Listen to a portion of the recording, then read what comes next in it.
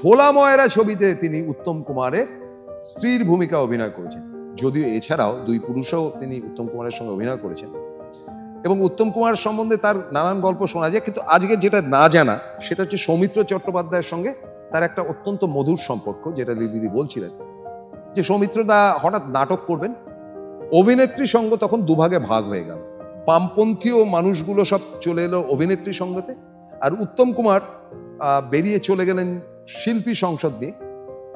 তারা একটু, লোকে বলে, আমি না, তারা একটু কংগ্রেস মেন্টালিটি, মানে একটু সিদ্ধার্থ রায় পথের পথিক আর কি।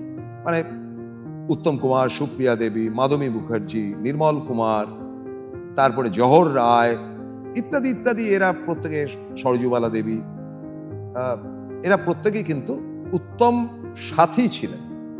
তো লিলি চক্রবর্তী উল্টো দিকেই ছিলেন, সৌমিত্রবাবুর সঙ্গেই ছিলেন এবং সেখানে থিয়েটার করেছেন।